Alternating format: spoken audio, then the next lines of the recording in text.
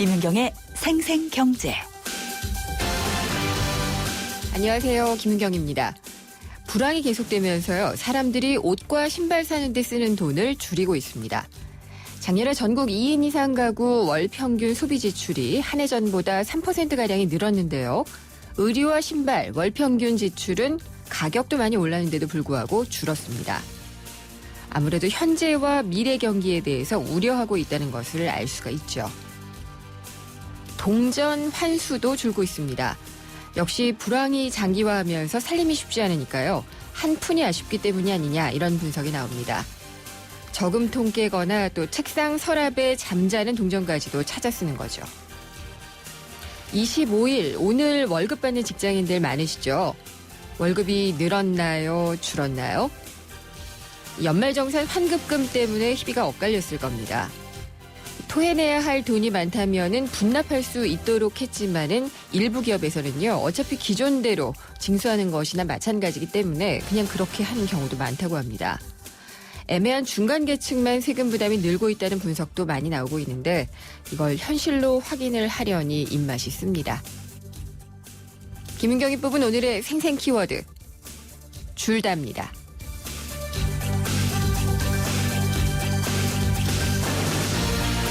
생생경제가 준비한 오늘의 경제 이슈입니다.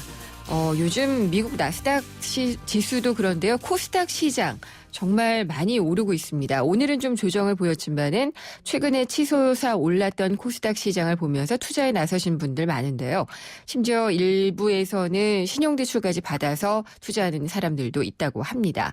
돈이 많이 몰리다 보니 이게 과열이 돼서 나중에 한꺼번에 꺼지면 어떡하나 좀 걱정도 많이 되는데요. 최근에 코스닥 열풍 어떻게 봐야 할지 잠시 후 2부에서 짚어보도록 하겠습니다. 국민연금이요. 조만간 고갈될 수 있다는 연구 보고 결과가 나왔습니다. 그래서 조금이라도 이 재정이 고갈되는 시점을 미루기 위해서는 국민연금을 내는 보험료율을 인상해야 된다는 주장이 나오고 있는데요. 일단 내야지 되는 사람으로서는 부담이 아닐 수가 없습니다. 현재 국민연금 재정 상황 어느 정도인지 또 얼마를 내면 얼마를 받을 수 있는 건지 3부에서 한번 꼼꼼하게 짚어보도록 하겠습니다. 김은경의 생생경제 1부 시작합니다. 가나다라 와봐서 저착했다봐 전해주고 싶은 얘기 바람병에 담으면 한글이 모자랄지도 몰라 병 하나에 담을 수 없는 초정탄산수 이야기 파란을 일으키다 초정탄산수.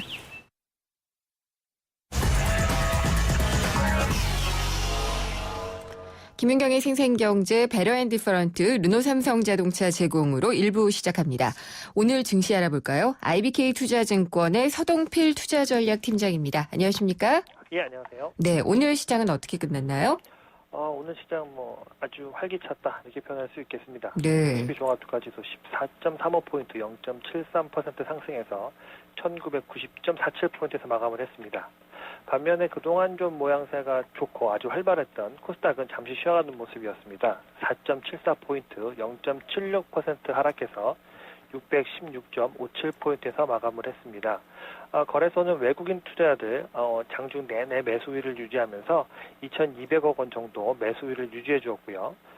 기관도 600억 원 정도 매수 우위를 점하면서 외국인과 기관이 모두 주식을 사는 좋은 모습을 보여줬습니다. 반면에 코스피 시장이 강함에 따라서 네. 이 시장의 관심이 코스닥에서 코스피로 넘어가는 모양새였습니다. 외국인 투자자들 코스닥 시장에서는 310억 원, 기관 투자자 역시 300억 원 정도 매도 우위를 점하면서 관심이 확실히 거래소, 대형주 쪽으로 몰렸다 이렇게 정리해드릴 수 있겠습니다. 이렇게 되면은 이 코스피 지수는 엿새 연속으로 오른 거죠? 예, 설 전부터 해서 설 연휴 지나와서까지 계속 오르고 있어서 지금은 꼬박이 6일 연속 상승하면서 지수는 1940선에서 1990선까지 한 50포인트 정도 숨가쁘게 올랐다 이렇게 말씀드릴 수 있겠습니다. 한 2,000 그러면은 빨리 도달할 수 있을까요? 어떨까요? 사실 2,000포인트 이렇게 쉬었다 이렇게 생각하지는 않았는데요. 네. 지금 같은 대외 환경이라면 2,000포인트에 대한 도전은 뭐 충분히 열어놓을 필요가 있다라고 보여집니다. 뭐 이미 아시는 바와 같이 올해에 이제 6월쯤에 미국이 기준금리를 올리지 않겠는가라는 것에 대한 조심스러움이 있었는데 네. 6월이 아니라 다시 찬바람 불 때까지 기간이 연장되는 것이 아니냐라는 뭐 기대감이 있었고요. 제닛 옐런 의장 발언 때문이죠? 예, 맞습니다. 예. 의회 청문회에 나가서 뭐 그런 시장에 좀 좋은 의견을 이끌어낼 수 있는 재료를 내주었었고요. 또 다음 달 3월부터는 유럽중앙은행이 매월 600억 유로씩 자금을 시장에 투입을 하겠다. 양적완화 정책을 시행하겠다.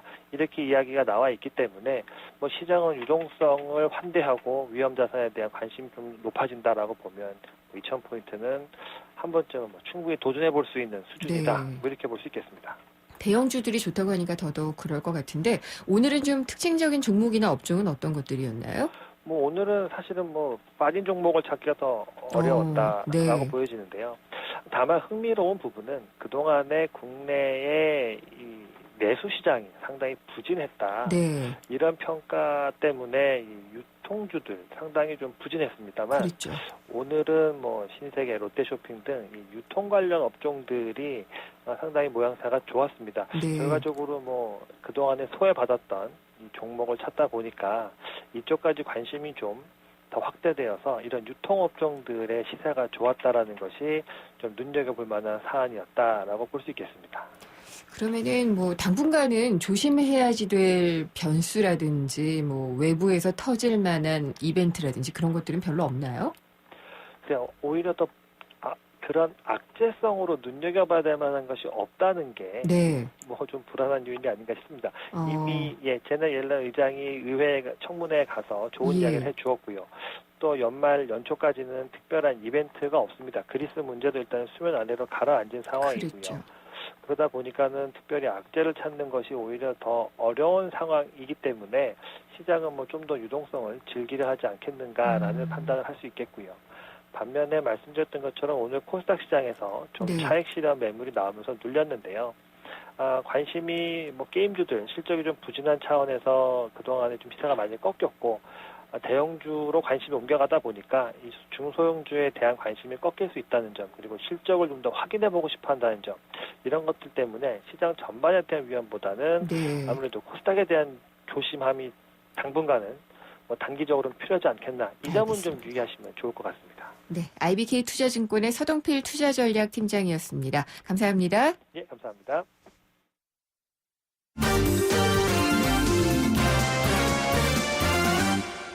네, 오늘의 경제 뉴스 살펴보겠습니다. 한국일보 이성철 부국장 연결하겠습니다. 안녕하십니까? 안녕하세요. 네, 이 건강보험의 보장 범위는 조금씩 넓어지고 있는 것 같네요. 네, 이번 7월부터요. 이 말기 암 환자들에 대한 호스피스 완화 치료 이런 것들이 예. 건강보험 보장을 받게 된다고 합니다. 그동안은 전혀 안 됐던 건가요? 아마 제한적으로 되어 있던 것으로 저는 알고 있는데요. 네. 굉장히 제한적인 범위 내에서. 네. 근데 지금 사실은 이제 고령화 시대로 접어들면서 이 말기 암 환자들이 뭐 늘어날 수밖에 없고요. 그리고 이제는 사실은 어떻게, 그러니까 웰다잉이라는 문제가 많이 얘기가 나오지 않습니까? 네. 웰빙도 중요하지만, 예를 들어서 이제 임종을 앞두고 고통 없이 얼마나 편안하게 임종을 할 그러니까 돌아가실 것인가. 그런 차원에서 호스피스에 대한 수요가 늘고 있는데, 네. 그런 만큼 이것도 이제는 건강보험에서 커버를 해줘야 된다. 이런 지적이 계속 제기가 돼 왔고, 그래서 그동안 아마 이게 그 시범사업 형태로 운영이 됐던 것으로 알고 있습니다. 네. 그러다 이번에 이제 화기로 확정을 한 건데, 네. 그래서 이제 그 하루 진료비를 미리 정하는 그러니까 일당 정액이라는 형태의 수가가 적용이 된다고 합니다. 그리고 뭐 고가의 통증 관리라든가 기본 상담이라든가 이런 것들은 별도의 또 이제 수가가 산정이 된다고 그래요. 그래서 이 정액에 들어가는 일당 하루에 얼마 이렇게 정액에 들어가는 그 비용에는 이제 임종실이라든가 상담실 같은 특수시설 유지비, 네. 또 음악 미술 치료요법, 또 전인적 환자 관리 뭐 이런 것들이 있다고 합니다. 그리고 대신 이 마약성 진통제 투입이라든가 완화 목적의 방사선 치료라든가 이런 것들은 의료 행위별로 수가가 추가적으로 아마 적용이 돼가지고 이건 별도의 돈을 내야 됩니다. 네. 그리고 이제 병실 같은 경우도 일반 의원급은 1인실까지도 급여 혜택이 주어지고요. 상병원, 종합병원이라든가 상급 종합병원 같은 경우는 1인실 이외의 모든 병실에 대해서 급여 혜택이 주어지는데 간병비도 일부 지원이 된다고 합니다. 그러니까 네. 자격을 갖춘 병동 도우미를 배치한 그런 이 말기 이 암 환자들을 치료를 위한 기관에서는 간병비도 보험이 되는데 그렇게 해서 이 만약에 이 말기 암 환자가 병원급 호스피스 병동에서 5인실을 이용할 경우에 지금은 그 기본 진료비가 하루에 한 22만 원 정도가 들어가는데요. 이 중에 한 15,000원 정도만 내면은 된다고 합니다. 그리고 네. 장기적으로는 어디 기관 내 호스피스 병동에 들어가는 것이 아니라 가정 호스피스에 대해서도 건강보험을 적용할 수 있도록 이 시범 사업을 확대 추진한다는 그런 계획도 보건복지부가 내놨습니다. 가정 호스피스에 대한 시범 사업을 올해 7월부터 시작을 해본다는 거죠? 일단 시행을 해서 예. 다양한 형태의 호스피스 어떤 형태들이 있을지는 이제 그거는 추가적으로 또 이제 나오겠죠. 네. 그런 쪽으로도 확대한다고 하니까 이거는 사실은 꼭 필요한 거라고 보여집니다. 우리가 여러 가지 건강보험이 확대되는 게 중요하고 또 보장범위 넓어져야 되겠지만은 특히 고령화 시대를 맞아서 이 부분에 대해서는 꼭 필요한 부분들이 아닌가 생각이 됩니다. 네. 건강보험은 아직은 재정이 좀 괜찮다고 하니까 다행이기는 네. 해요. 네. 그리고 한중 자유무역협정, FTA의 협정문에 한중 양국이 가서명했다고 하던데요. 네, 가서명인데 뭐 사실상 예.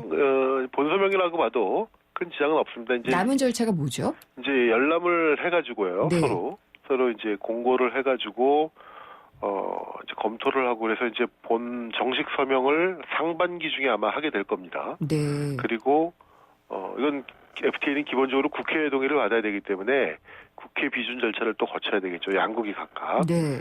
그래서 뭐 가장 쟁점이 되는 건 이제 국회 비준 문제인데 다만 이번 한중 FTA 같은 경우는 뭐 논란이 있는 부분도 있습니다만 기본적으로 농업 부분, 가장 예민한 농업 부분에서 상대적으로 개방이 덜 됐기 때문에 국회 비준이 뭐 과거 한미 FTA라든가 이때만큼 이렇게 오래 끌지는 않지 않겠느냐.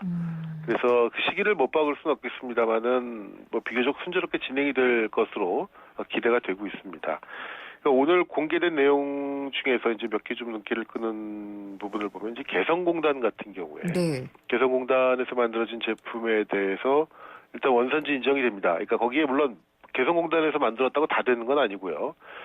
메이드 인 코리아 제품을 뭐 그중에 아마 제가 알기로는 한 60% 정도인 걸로 알고 있는데 네. 그런 것들이 들어갔을 때 기본적으로 한국산으로 인정을 해준다는 겁니다. 그렇게 되면 이제 관세 혜택을 받게 되겠죠. 개성공단에서 만든 제품 관세 혜택을 받고 이것이 뭐 지금 남북관계 때문에 개성공단이 활성화되지 못하는 측면이 있지만 만약에 남북관계가 개선이 된다거나 혹은 그와는 별도로 개성공단이 좀 더 탄력을 받게 된다면은 한중 FTA에서 원산지 인정을 받아서 관세 혜택을 받게 될 경우에는 상당한 효과가 발휘가 될 것으로 기대가 되고 있습니다. 관광 같은 경우도 예를 들어서 우리나라 관광회사가요 중국 내에서 현재 중국 관광객 모집이 안 되고 있습니다. 지금은. 그런가요? 네, 그렇다고 합니다. 그래서 이런 모집 행위도 긍정적으로 아마 허용하는 쪽으로 그렇게 서로 간에 협의가 됐다고 그럽니다. 네. 전체적으로 품목을 놓고 보면은 중국 같은 경우에는 91개 품목, 수입 금액 기준으로 한 85% 정도가 관세 철폐 대상이고요. 우리나라는 품목 수로는 92개, 수입액 기준으로는 91개가 철폐가 된다고 합니다. 상당히 물론 기간이 한 20년에 걸쳐서 단계적으로 되는 거기 때문에 그 효과를 바로바로 체감하기는 쉽지 않겠습니다만은 상당히 광범위한 정도의 FTA가 진행이 됐다고 봐도 무방할 것 같습니다. 네, 이게 협상을 시작한 지 한 30개월 정도 만에 가서명까지 되네요. 네, 서로 연구했던 스터디 기간까지 포함하면 굉장히 길고요. 네. 네. 그러니까 본격적인 협상은 한 2012년부터 시작을 했으니까 네. 이 정도면 빠른데 국회 비준이 한미 FTA 같은 경우에는 한 5년 걸리지 않았나요? 국회 한미 FTA 같은 경우는 여러 가지 우리 그 당시에 통상 당국의 미숙한 측면도 있었고 뭐 국내적으로 논란이 있었던 부분도 있고 해가지고 뭐 재협상이다 추가 협상이다 논란이 굉장히 많았죠. 그렇죠. 굉장히 많았고 그래서 우여곡절 끝에 통과가 됐는데 한중은 내용상으로 그렇게까지 갈 부분들 물론 이 네. 농업 부분이라든가 여기서도 들여다볼 부분은 있겠습니다만은 그렇게까지 가지는 않을 것으로 생각이 됩니다. 예, 뭐 다음 FTA들도 막 지금 숨가쁘게 협상 중이어서 어떻게 될지 또 궁금하기도 하네요. 큰 거는 사실 네. 다 됐다고 봐야 돼요. 네. 한, 중국, 유럽, 미국 다 예. 됐고요. 일본 같은 경우는 사실은 이거는 언제 될지 전혀 예측할 수 없는 거고 기타 TPP에도 이제 들어가면 번역별로 진행이 되고 있습니다. 그렇죠. 1월에 항공 여객의 그 승객 수인가요? 네. 사상 최고를 기록을 했군요. 1월 기준으로 네. 예, 물론 성수기인 7, 8월에 비하면 못하겠지만은 역대 1월 기준으로는 최고 실적이라고 합니다. 네. 742만 명이 한국 여객 나가고 들어오고 했었는데 15.7% 증가한 인원이고요. 네. 이 중에 국제선이 538만 명. 이것도 역시 전년 동기 대비 15.8%가 늘었다고 합니다. 특히 중국 노선이 25.3%가 늘었고요. 이 국내선 같은 경우는 여러 노선들이 요즘 적자 노선이 많아서 국내 노선은 축소가 되는 경우도 있습니다만 네. 이 제주 노선이 워낙 불이 붙어 있기 때문에 그것만으로도 15.3%가 늘었다고 합니다. 국내선 여객이. 이걸 놓고 보면은 지금 경기가 굉장히 안 좋은데 예. 그래도 국내 소비자들이 꼭 필요하다고 생각되는 부분, 꼭 필요하다는 것이 내가 이거는 꼭 돈을 써야 되겠다. 난 여행은 꼭 가야 되겠다. 이번 방학 기간 중간에 연휴 기간 중간에 꼭 여행은 해야 되겠다. 이런 쪽의 소비는 또 그대로 유지가 되는 혹은 늘어나는 네. 굉장히 독특한 형태의 소비 형태가 나타나고 있다고 보여집니다. 네, 잘 들었습니다. 감사합니다. 네, 고맙습니다. 한국일보 이성철 부국장이었습니다. 해피 쉐비 뉴 이어. 온 가족이 모이는 설 연휴. 쉐보레와 함께 기분 좋은 기성길 되시라고 2월 한 달 쉐보레를 구입하는 모든 분께 최대 120만 원의 풍성한 할인 혜택을 새해 선물로 드립니다. 전시장 및 홈페이지 참조, 일부 차종 제외. Chevrolet, find new roads. 점심시간이 지났지만 벨은 계속 울립니다. 7번 테이블 반찬 리필, 4번 테이블 계산, 다시 5번 테이블, 3번 테이블, 이번엔 1번. 박 사장님, 쉴 틈이 없어요. 잠깐! 피로부터 풀고 하세요. 지금은 피로가 풀리는 바카스 타임. 풀려라 5천만, 풀려라 피로. 바카스. 네, 생생경제 일부 함께 하셨습니다. 오늘은 조금 조정을 보이기는 했는데 최근까지 코스닥 시장이요. 엄청나게 많이 달렸습니다. 그래서 많이 올랐는데 이렇게 오르면 좀 불안해지기도 하는 것이 경기가 뒷받침됐을 경우에는 과열이다라고 얘기하지 않지만은 좀 경기와 자본시장이 좀 달리 가고 있는 것 같아서 걱정이거든요.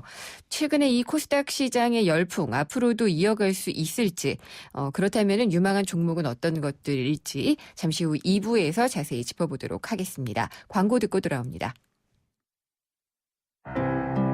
올해 중학교에 진학하는 민성이. 중국인 엄마를 둔 이른바 다문화 가정 어린입니다. 한때는 한글이 서툴러 친구들과 어울리기가 힘들었지만 이제는 의젓한 중학생이 될 날을 기다리고 있습니다. 하지만 민성이네 형편으로는 새 교복을 사 입는다는 게 큰 부담입니다. 여러분의 정성으로 교복을 선물하시면 어떨까요? 민성이와 같은 많은 아이들이 새 학년을 보다 밝게 시작할 수 있을 겁니다. 2015 YTN 라디오 연중 캠페인 함께 들어요 대한민국 기아대책과 함께합니다. 한 발 빠른 경제 뉴스. 한 뼘 깊은 경제 이슈. 한 번 물면 놓치지 않는 끝까지 가는 인터뷰. 지표 MC 김윤경의 생생경제. 게릴라 경제 현장, 저는 지금 흡연부스 현장에 나와 있습니다. 다 필요하다. 가서 펴야죠. 흡연부스로 가서 펴야죠. 네, 요새 금연 정책 때문에 흡연하기가 쉽지 않으실 텐데 어떠세요? 네, 눈치도 많이 보이고 피기 힘듭니다. 그럼 하루에 밖에서 담배를 몇 개 정도 피우시는지. 10개 정도 핍니다. 지금은 흡연부스를 이용하고 계신데 장단점이 있을 것 같아요. 일단 눈치 안 봐서 좋고요. 근데 갇혀있으니까 공기가 많이 탁하네. 청소를 좀 자주 했으면 좋겠어요. 일단 도로변에서 담배를 못 피게 지금 막혀있는 데가 많은데 그에 비해 흡연 구역이 너무 없다 보니까 눈치도 보이고 또 빌딩 사이사이에서 모여서 담배를 피다 보니까 쓰레기나 이런 게 좀 더 바닥에 더 더러워진 것 같고 좀 건물마다 1층에 좀 뭔가 설치를 하거나 이런 게 필요할 것 같아요. 네, 금연 정책 이후에 편해졌는지 좀 어떠세요? 체감은 잘 안 돼요. 원래 길에서 흡연 요새는 잘 안 하는 추세고 그래서 지금은 사람들이 이거를 공공장소에서 안 피는 걸 당연하다고 생각하기 때문에 네, 앞에서 보시다시피 여기 흡연 부스가 만들어졌는데 보시니까 좀 어떠세요? 흡연 부스를 보니까 좀 간접 흡연에 대한 피해는 줄어들 것 같다는 생각은 듭니다. 이걸로 담배 문제가 과연 해결이 될까요? 근본적인 건 해결이 안 될 것 같고요. 이거는 보여주기 식이지 근본적인 문제로는 해결이 잘 되지 않을 것 같습니다. 네, 말씀 감사합니다. 지금까지 게릴라 경제 현장 동예원 리포터였습니다. 기름값 아끼는 방법은? 조금씩 자주 넣는다. 싼 곳만 찾아서 넣는다? 아니, 원래 GS 칼텍스 요금에 가입하면 되지. 매월 주유권 10,000원이 무료니까. Good choice. 광대역 LTA 올레. 자세한 내용은 올레닷컴 참조. 건축과 인테리어에 대한 모든 것. 경양 하우징 페어. 건축 전시회 가자. 꼭 가야 하는 곳. 건축 전시회 가자. 경향 하우징 페어. 2015년 2월 26일부터 킨텍스. 경양 하우징 페어. 코웨이에선 정수기 필터 교체하듯이 오염된 매트리스 상단을 새 걸로 교체할 수 있대요. 우와. 게다가 미세먼지부터 진먼지 진드기까지 7단계로 케어해준대요. 위생까지 책임져야 진짜 침대다. 코웨이 매트리스 케어 렌탈 1588-5200. 김윤경의 생생경제.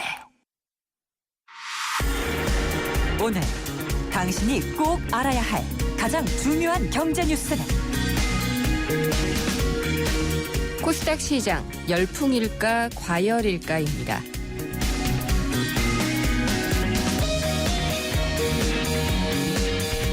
세상의 베이스가 되다 포스코 협찬으로 김윤경의 생생경제 2부 함께하고 계십니다.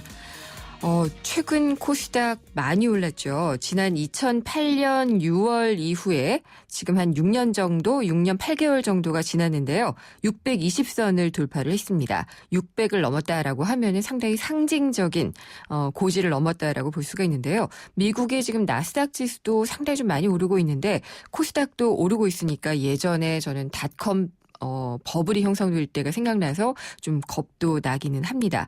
그럼에도 불구하고 시장이 오른다고 하면은요, 투자자들이 몰려듭니다. 그래서 과열 양상을 띠고 있는 것이 아니냐라는 우려가 좀 있는데요.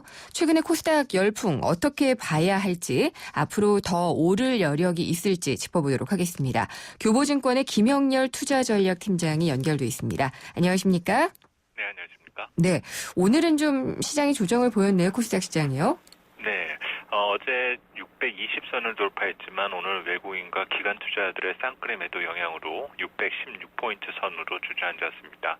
단기 급등에 따른 차익성 매물과 오늘 대형주 중심의 매기가 집중되면서 중소형주에 대한 매기 분산이 다소 시장 에너지를 약화시킨 것으로 풀이됩니다. 네, 팀장님, 이 코스닥 시장이 이렇게 많이 달릴 줄 아셨어요? 네, 우선 연초 중소형주 강세 가능성은 상당히 높다라고 봐왔습니다. 네. 이는 지난해까지 또 지난 수년 동안 우리 코스피의 부진의 상대적 영향으로도 볼 수 있을 것 같은데요. 네. 최근 우리가 살다 보면 많이 재미가 없다라는 말들을 많이 합니다. 또 경제가 저금리, 예. 저성장 네. 이런 말들을 많이 쓰게 되는데요. 저성장 시대에 살다 보니까 우리 산업에 대한 성장 속도가 많이 느려질 수밖에 없고 이게 주식시장에서는 기대 수익률이 낮아지는 현상이 나타나게 됩니다. 네. 결국 대형주에 대한 투자 매력이 약화되었다는 뜻으로 볼 수가 있는데요. 이렇다 보니 조금이라도 더 성장하는 쪽에 투자자들의 자금이 몰릴 수밖에 없게 되는데 이 영향이 결국 2015년 초반 이 코스닥 상승의 어떤 주요한 이유가 되지 않았느냐라고 생각이 됩니다. 그렇군요. 그러면은 지금 코스피 지수의 상승률 올해 들어서요. 그리고 올해 들어서 코스닥 시장의 상승률 비교하면 얼마 정도씩 되나요? 네, 현재 코스피는 오늘 1990선을 탈환했지만 여전히 3% 조금 밑도는 연초 대비 상승률을 보여주고 있습니다. 네. 하지만 코스닥 지수는 오늘 종가 기준으로 약 13.5% 주가가 올랐기 때문에 네. 상당히 가파른 오름세를 보여주었고, 이는 현재 글로벌 주식시장 주요국 증시 주가 상승률 중에서도 최상위권에 해당되는 만큼 상당히 가파른 오름세를 보여줬다라고 평가를 할 수가 있겠습니다. 그렇군요. 나스닥 시장도 상당히 많이 올랐는데 상승률은 우리가 좀 더 높나요? 그렇습니다. 나스닥 지수 같은 경우 오름세는 큰 편이었지만 연초 다소 좀 부진한 모습 등도 있어 왔기 때문에 네. 절대적인 연초 대비 수익률 기준으로는 다소 좀 코스닥이 더 월등하다라고 볼 수 있을 것 같고요. 문제는 이제 이 같은 상승세가 얼마나 더 지속될 수 있느냐 있는데, 그러니까요. 하나 흥미로운 통계를 말씀을 드리면 네. 작년에도 코스피가 연초 대비 최대 16% 이상 올랐었습니다. 예.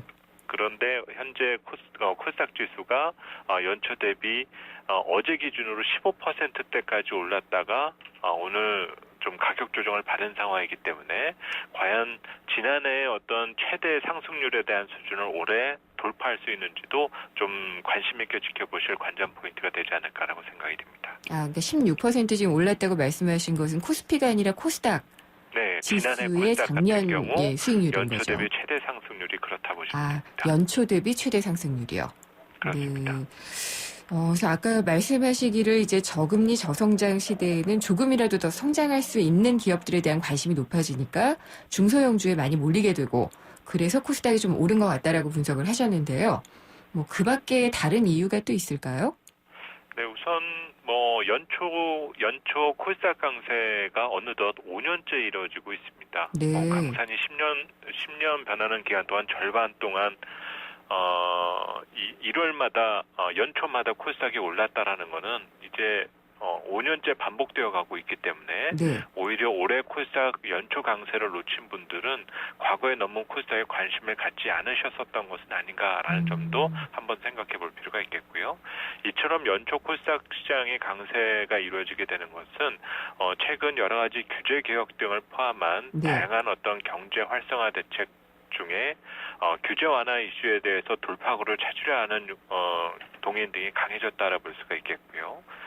또 다른 점은 과거 개인 투자자들의 전유물로만 알려졌었던 코스닥 시장에 대해 이제는 외국인과 기관 투자자들조차도 관심을 키워가고 있다는 점입니다. 네. 물론 이들의 비중을 막무가내로 늘릴 수 있는 상황까지는 아니지만 코스피의 정체 사항이 오래 지속되다 보니까 그 수익률 정체 사항을 중소형주로서 많이 대처하려는 노력들이 지금 이루어지고 있다고 볼 수가 있습니다. 이 내용 등이 전부 다 조합되어서 나타난 상승인 만큼 단기적으로 이 코스닥 단기 급등에 대해서 마냥 버블이다라고 단정져서 말하기도 조금 어렵지 않을까라는 생각이 듭니다. 그렇군요. 그러면은 궁금한 건 정말 더 오를까? 오른다면 얼마나, 또 어느 기간 동안 오를까라는 것인데요. 어떻게 보고 계신가요? 네, 사실 코스피는 전체 기업의 이익을 추정할 수가 있기 때문에 네. 대다수의 증권사들이 올해 2,100포인트를 전망합니다. 아니면 2,300포인트를 전망합니다라는 어떤 지수 예측이 조금 가능합니다. 네. 하지만 코스닥 지수 같은 경우는 현재 코스닥 기업들 중 애널리스트들이 분석되어서 집계되는 이익 수준이 전체 기업의 40% 정도밖에 안 되기 때문에 전체 이 지수 수준에 대한 추가 상승 여력을 체크한다라는 것이 현실적으로는 좀 어렵습니다. 네. 또 코스닥을 어떤 지수와 시장에 대한 의미로 생각하시기보다 우선 아직까지 코스닥 시장은 개별 종목의 집합체 정도에 그친다라는 쪽으로 살펴보시면서 네. 이같이 어떤 성장 가치에 반응해서 주가가 상승하더라도 결국 투자자들은 기업의 실적으로 회귀할 가능성 자체가 높은 만큼 얼마까지 더 상승하느냐를 마냥 막무가내로 추정을 하기보다 이제부터는 실적이 뒷받침되는 종목으로 추려나가야 될 시기가 되어 왔다라는 점 등을 네. 먼저 생각해 두시는 것이 필요하지 않을까라고 봅니다. 예, 아주 논리정연하게 설명을 해주셔서 위험하게 이 방송을 듣고 나서는 뛰어들지 않으실 것 같은데, 그래도 항상 이게 문제가 되는 게 신문 일면에 이 시장 기사 나면은 항상 꼭지라는 얘기 많이 하잖아요. 그렇습니다. 예, 그래서 코스닥 600 뭐 넘었다, 500 넘었다, 뭐 이런 기사들 최근에 일면 경제신문에 많이 났고요. 그렇게 되면은 투자자들이 그제서야 또 몰려들어서 그때 들어간 분들이 피해를 보는 경우도 많고, 게다가 이제 신용잔고가 많이 늘었더라고요. 그렇습니다. 빚을 내서 들어가시는 분들도 많아서 걱정인데 조언을 좀 해주신다면요? 네.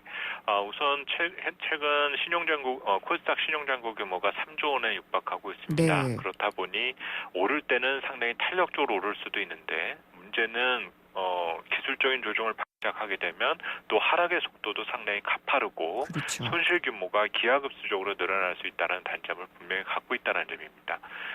문제는 이 코스닥 시장에 대한 투자 방식이 우리가 흔히 알고 있는 저평가된 주식을 사서 시장에 대한 평가를 제대로 받았을 때 나온다, 이익을 실현한다라는 것과는 조금 다른 관점이다라고 보실 수가 있는데요. 네. 일명 성장주 투자 전략, 성장주에 대한 투자 방식은 다를 수밖에 없다는 겁니다. 우리가 흔히 말하는 가치 투자는 저평가된 주식을 사는 거고, 예. 성장주에 대한 투자는 분위기를 타는, 또 투자자들의 호응이 좋은 종목들의 흐름을 편승하는 전략이다라고 보시면 됩니다. 결국 사놓고 묻어둔다라는 생각으로 코스닥에 뛰어드는 것은 지극히 주의해야 될 부분이다라고 볼 수가 있을 것 같고요. 앞서 말씀드렸던 가치 투자의 경우는 골프와 비교해 볼 수 있을 것 같습니다. 어떻게요? 땅에 있는 예. 골프를 치는 것은 그렇게 어렵지가 않겠지만 이 성장주 투자와 관련된 것은 야구와 비슷하다라고 보시면 될 것 같은데요. 네. 좋은 공은 칠 수도 있지만 나쁜 공은 보내야지 잘못 쳤다라가는 쉽게 아웃될 수도 있다는 점이죠. 선구안이 결국 필요하다는 코스닥- 말씀이시군요. 그렇습니다. 우선 예. 기본적인 어떤 투자의 방식 자체가 다르다는 점 등을 먼저 인지해 두시면서 최근 진행되는 코스닥 시장 상황 등을 살펴보시는 것이 필요하지 않을까라고 생각합니다.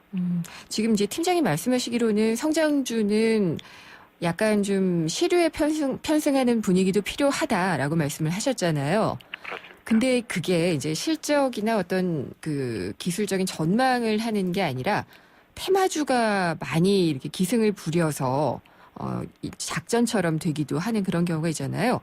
그런 것들은 어떻게 구별을 해내야 되죠? 네, 항상 주식 투자의 기본은 기업 이익이다라는 점 등을 꼭 생각하실 필요가 있습니다. 네. 항상 연초에 여러 가지 시나리오와 더불어서 정말 그럴싸한 내용을 갖고 네.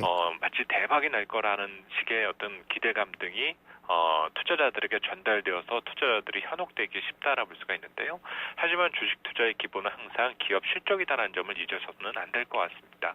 앞서 첫머리에도 코스닥 지수가 6년 8개월 만에 600포인트를 돌파했다라는 점 등을 전해드렸는데 네. 이것이 어떤 새로운 변화가 왔다라고 들리실 수도 있겠지만 다시 말해서 6년 8개월 동안 코스닥 지수가 600을 넘지 못했었던 이유는 무엇이었을까라는 네. 것들을 생각해 보면 항상 그 상단에서 실망을 안겨줬었던 것은 기업 투자자들의 기대와는 달랐던 어떤 기업 실적에 대한 실망 때문이었습니다. 네. 결국은 아무리 어떤 성장 아이템이 강하고 기업의 가치를 탈바꿈시킬 어떤 꿈의 기술이라 하더라도 이것이 돈이 되지 않는다라면 주가의 상승을 뒷받침할 수는 없다는 점이겠죠. 그렇겠죠. 결국 실적 시즌에 접근했을 때 그렇게 가파르게 오른 종목들이 과연 투자자들의 기대에 부응하는 실적 결과물을 보여줄 수 있는지들은 항상 모니터링 해두시는 것이 필요하지 않을까라고 봅니다.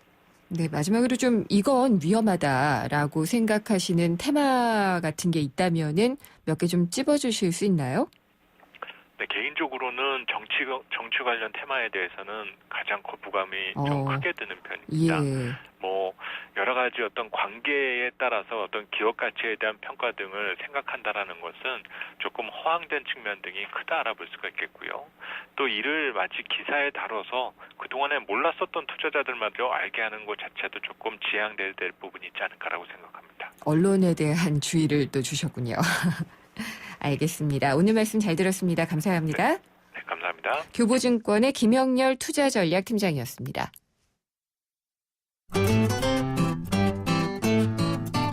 생생경제를 다양하게 만나는 방법. YTN 라디오 앱 예스와 웹사이트 김윤경의 생생경제 또는 트위터 YTN_이코노미로 실시간 듣기와 다시 듣기를 하실 수 있고 방송 내용에 대한 문의와 의견을 주실 수 있습니다.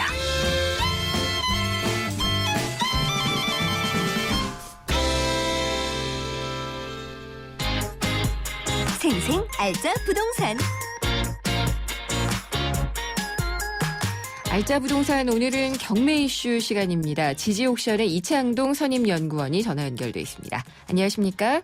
예, 안녕하세요. 경매 시장은 최근 한 2, 3년인가요? 굉장히 화랑이었는데 올해 들어서는 약간 좀 저조한 것 같네요. 저조한 건 아니고요. 네. 경매 진행 물건 수가 많이 줄어들고 있습니다. 예. 이제 경매 진행 물건 수가 뭐라고 보시면 되냐면요. 전체 경매 진행 건수 중에 이제 변경되거나 취하되는 물건들이 되게 많이 있어요. 네. 그런 물건들을 제외하고 실제 법원에서 입찰이 진행되는 물건들을 경매 진행 건수라고 그러는데요. 이제 그런 물건들이 지난 1월에 이제 역대 최저치가 나왔습니다. 네. 예, 그래서 이제 좀 그렇게 보시는 경향들이 있는데, 워낙 시장이 좋다 보니까 물건들이 많이 줄어든 거지 경매 시장이 화랑이 꺾였다 그렇게 보시긴 좀 어려운 것 같아요. 그렇군요. 그러니까 물건이 아주 귀한 거군요. 예, 맞습니다. 네, 그럼 낙찰 건수도 물건이 줄었으니까 많이 낮았겠네요. 예, 그러니까 지난 1월에 그 경매 진행 건수가 이제 13,900여 건이 나왔는데요. 네. 이게 얼마나 낮아진 수치냐면 저희가 이제 부동산 경매 통계 자료를 2001년 1월부터 갖고 있습니다. 이제 그때부터 쭉 자료를 보면 가장 최저치를 기록했어요. 이제 경매 진행 건수가 역대 가장 최저치를 기록했고요. 네. 이 진행 건수가 낮아지다 보니까 이제 낙찰 건수도 5,000건으로 역대 최저치를 기록했습니다. 보통 통상적인 그 월별 낙찰 건수는 어느 정도 되는데요? 이 5,000건이라는 수치는 전달에 비해서는 약 700건 정도 줄어든 수치고요. 네. 전년 동월에 비해서는 약 1,000건 가량 줄어든 수치입니다. 많이 줄었네요. 예, 맞습니다. 그러면은 이 원인은 경매에 나서려는 사람들은 많은데 물건이 적어서라는 거는 지금 얘기를 했고요. 다른 이유가 있다면 또 어떤 게 있을까요? 경매랑 물건 감소는 이제 지난해부터 말씀하신 대로 계속 이어지고 있긴 한데요. 예. 지난해에도 2014년 전체 경매 물건이 2013년도에 비해서 한 10%가량 줄어들었습니다. 이런 현상이 지금 계속 가속되고 있는데요. 가장 큰 원인은 이제 부동산에 대한 국민들의 기대감들이 많이 높아졌고 네. 전세난 등으로 인해서 주택 구입이 많이 늘어났어요. 예. 주택 거래량이 2006년 이후에 최대치를 기록하고 있다 그런 자료들이 나오고 있는데요. 이제 부동산 시장이 예년에 비해서 크게 활성화되면서 아무래도 시장이 좀 좋아지다 보니까 경매로 넘어오기 전에 일반 시장에서 매물이 많이 소진되고 있습니다. 또 경매로 넘어오더라도 이제 취하나 그런 식으로 경매 진행 건수가 많이 줄어들고 있습니다. 그렇군요. 2월 들어서는 어땠어요? 예, 2월에는 아무래도 설 연휴가 좀 길다 보니까 1월에 비해서 경매 진행 건수는 더 줄어들 것으로 보여지는데요. 네. 물건이 줄어들다 보면 아무래도 또 경쟁은 더 치열해질 수밖에 없습니다. 그렇죠. 예, 청취자 여러분들이 좀 가장 관심 있어 하는 게 아마 아파트 경매로 보여지는데요. 네. 예, 수도권을 중심으로 최근엔 경쟁률이 10대 1이 넘는 곳이 속출하고 있습니다. 그래요? 예, 데이터를 좀 살펴보면요. 이제 인천 아파트 경매의 경우에는 2월 한 달 동안 어제까지 평균 응찰자 수가 11.2명을 기록했고요. 네. 경기도의 경우도 10.1명을 기록했습니다. 10대 1이 다 넘네요. 예. 이게 얼마나 높은 수치냐면은 경기도의 경우에는 아까 말씀드렸듯이 저희가 2001년 1월부터 자료를 가지고 있는데 월별 경쟁률이 10대 1을 넘어선 적이 한 번도 없었습니다. 역대 가장 높은 경쟁률을 기록하고 있는 거고요. 네. 인천의 경우에도 2009년 이후에 거의 5년 만에 최고 경쟁률을 지금 기록하고 있는 상태입니다. 그렇군요. 경매 시장, 그러니까 아파트 경매 시장에 이렇게 사람들이 많이 몰리는데 이 아파트의 그 규모라고 해야지 될까요? 아니면 가격이라고 해야 될까요? 몰리는 때가 있을 것 같아요. 예, 저희가 올해 들어서 이제 서울, 경기, 인천 등 수도권에서 낙찰된 아파트들을 저희가 전수조사를 한번 해봤습니다. 네. 1월부터 지난 24일까지 전수조사를 해봤는데요. 우선 서울에서는 감정가 2억 원 이상 3억 원 미만 아파트가 낙찰가율을 91.1%를 기록했습니다. 네. 경쟁률도 9.8%를 기록했고요. 이 구간대가 가장 인기가 높은 것으로 나왔고요. 이게 얼마나 높은 거냐면은 서울 평균 낙찰가율은 87.6%입니다. 네. 그러니까 평균보다 약 3.5% 정도 더 높은 거고요. 네. 경쟁률은 더 치열한데 경쟁률이 서울 평균이 한 7.8명 정도 되는데 2억 원에 3억 원 구간은 9.8명이니까 약 2명 정도 더 높은 경쟁률을 보여주고 있습니다. 경기 인천의 경우에는 조금 다른데요. 경기 인천의 경우에는 감정가가 1억 원 이상 2억 원 미만, 그러니까 1억 원 정도 더 내려갔죠. 그 구간에 있는 낙찰가율이 92.4%를 기록하면서 인기가 가장 높은 것으로 나왔고요. 2억 원에서 3억 원 구간도 이제 낙찰가율이 91.6%를 기록하면서 비슷한 수준으로 높은 것으로 나왔습니다. 평균 응찰사 수도 두 구간 모두 10명을 넘어서면서 경쟁이 좀 가장 치열한 것으로 나왔습니다. 그렇군요. 이 3억 원 미만이 그러면은 전체적으로 볼 때 인기라고 볼 수가 있을 텐데 이게 그 경매에 나설 때 합리적인 우리 요즘 많이 하는 말로 가성비를 좀 높일 수 있는 그런 가격대인가요? 아무래도 이제 3억 원 미만대가 이제 인기가 많은 이유가 전세난이 가장 큰 원인 중에 하나라고 생각합니다. 네. 이제 서울에서 평균 전세 가격이 대략 3억 원 정도라고 알려져 있는데요. 특별히 금융 비용을 따로 조달하지 않고 그 전세금 3억 원 수준에서 이제 내 집 마련하는 실수요자들이 조금이라도 좀 저렴하게 경매를 통해서 집을 마련하려고 경매 시장에 좀 접근을 하는 걸로 알고 있습니다. 전세값이 계속 오르니까 빚을 내서 전세를 사느니 이렇게 경매로 내 집 마련하자라고 하는 거겠죠. 맞습니다. 네. 또 여기에 더불어 한 가지 이유가 더 있는데요. 네. 최근 저금리 여파 등으로 인해서 임대시장에서 월세나 반전세 등으로 반전세를 받는 게 상대적으로 좀 대중화가 됐습니다. 네. 그래서 예전에는 오피스텔이나 그런 걸로서 이제 수익을 내던 분들이 좀 매매가 편한 아파트로 투자 수요를 전환하는 경우도 많이 보여지거든요. 그럴 경우에 좀 더 저가 1억 원대, 2억 원대 아파트에 투자를 하시게 되고 월세가 받기가 예전보다 훨씬 편해졌기 때문에 그런 분들의 투자가 좀 많이 늘고 있는 것 같습니다. 그렇군요. 저희가 이제 전문가로서 이제 지금 상황에서 한 가지 당부드리고 싶은 게 있는데요. 아무래도 지금 경쟁이 치열하고 낙찰가가 많이 오르고 있습니다. 그러니까 아무래도 정확하게 시세를 파악하고 경매에 좀 참여하시라는 당부를 좀 드리고 싶은데요. 경매란 것이 낙찰 비용 외에도 추가 비용이 들어갈 가능성이 굉장히 많이 있어요. 네. 예를 들어서 명도비라든가 아니면 미납된 관리비 같은 게 문제가 될 수도 있고 아무래도 경매의 목적이 시세보다 저렴하게 구입하기 위해서 참여하는 건데 경쟁이다 보니까 막 그 경쟁에서 이기고 싶어갖고 좀 고가로 낙찰을 받으시는 분들이 많이 있어요. 그러다 보면 금매보다 비싸게 주고 구입하게 되는 경우도 왕왕 있습니다. 이런 점 꼭 주의하시고 경매에 좀 참여하셨으면 좋겠습니다. 네, 그 진짜 주의해야 될 것 같네요. 예. 부동산 말고 차량 경매 시장은 요즘 어떤가요? 예, 지난해 이제 저희가 이제 연도별로 차량 경매 시장을 한번 살펴봤는데요. 네. 예, 지난해 전국 법원 경매에서 차량 경매가 한 약 7,300건 정도 경매 진행이 됐습니다. 이거는 얼마나 높은 수치냐면은 가장 높았던 작년도 2013년도에 비해서 2013년도에 약 36%가량 증가하는 수치입니다. 네. 차량 경매는 2010년에서 2012년까지 약 3년간은 약 3,000건대를 꾸준하게 유지했는데요. 2014년부터 물건이 급격히 늘기 시작해서 갈수록 상승 곡선이 가팔라지고 있습니다. 수입차 경매 물건도 지난해 1,000건이 넘게 경매 시장에 나와서 역대 최고치를 기록하고 있습니다. 그러면은 이른바 카푸어들이 못 견뎌서 이렇게 내놓게 되는 아니면 은행이나 이런 데로 가게 돼서 나오는 경우가 많은 건가요? 차량 같은 경우에는 법원 경매로 나오는 이유가 대개는 각종 세금을 체납하거나 아니면은 매달 납부해야 되는 차량 할부금을 내지 못할 경우가 되게 많은데요. 특히 2014년부터 경매 물건이 많이 늘어난다는 거는 저희가 보기에는 2010년에 도입된 원금 유예 할부 제도라는 게 있습니다. 이 제도가 가장 영향을 많이 끼쳤다고 보는데요. 이게 어떤 거죠? 이게 주로 이제 수입차 판매에 많이 적용되는 제도인데요. 차량 구입 시 차값의 일부를 내고 이자와 원금 중의 일부를 36개월 동안 할부로 납입합니다. 그리고 남은 차값을 3년이 되는 시점에 한꺼번에 갚는 방식인데요. 이 제도가 2010년에 본격적으로 도입되다 보니까 그 남은 차값을 3년이 지나서 제출하는 시점이 2013년도부터 차량 경매가 많이 늘고 있는 것으로 그렇게 보여지고 있습니다. 그렇군요. 자동차 경매할 때 주의할 점이 있으면 간략하게만 좀 알려주시겠어요? 아무래도 차량 경매는 좀 특징이 있는데요. 직접 운전을 해보지 못하는 그 맹점이 있습니다.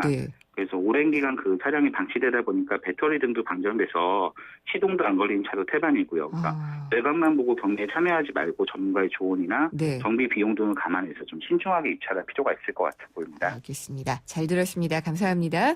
예, 감사합니다. 지지옥션의 이창동 선임연구원이었습니다. 당신이 현대자동차를 구입했거나 렌트 리스를 했다면 당신은 지금 현대자동차 블루멤버스 회원입니다. 주유, 쇼핑, 보험, 차량 관리까지 최대 200만 포인트로 즐기는 카라이프의 모든 것. 현대자동차 블루멤버스. 자세한 내용은 홈페이지 참조. 해피 쉐비 뉴 이어. 온 가족이 모이는 설 연휴. 쉐보레와 함께 기분 좋은 기성길 되시라고 2월 한 달 쉐보레를 구입하는 모든 분께 최대 120만 원의 풍성한 할인 혜택을 새해 선물로 드립니다. 전시장 및 홈페이지 참조, 일부 차종 제외. Chevrolet, find new roads. 차 안에서 먹고 또 먹어도 사람들이 타고 또 타도 페브리즈 차량용이 있으니 냄새 걱정이 없어요. 상쾌한 드라이브 페브리즈 차량용과 함께 페브리즈 차량용. 작년엔 저희가 공무원연금 얘기 많이 했었어요. 재정이 언제는 고갈될 수 있으니까 개혁해야 된다라고 얘기를 많이들 했었는데 국민연금도 얼마 지나지 않으면은 고갈될 수 있다라는 연구 보고 결과가 나왔습니다. 그래서 조금이라도 이 고갈되는 시점을 미루기 위해 고갈되면 저희가 받을 수가 없잖아요. 재정 부담을 줄여야 되니까 국민연금을 그만큼 더 내야지 된다라는 주장이 나오고 있습니다. 이 혜택은 줄고 더 내야 될 돈만 늘어난다고 하면은 아무래도 좀 부담스러운데요. 3부에서는 국민연금 재정 지금 상황 어떻고 앞으로는 어떻게 될지를 짚어보도록 하겠습니다. 듣다가 궁금한 점이나 의견 있으시면은요. 문자 짧은 문자는 50원, 긴 문자는 100원이 부과되는 휴대전화 우물정의 0945번 또 YTN 라디오 앱 있습니다. 예스를 통해서 저희에게 남겨주시면 됩니다. 4시 뉴스 듣고요. 생생경제 3부에서 뵙겠습니다.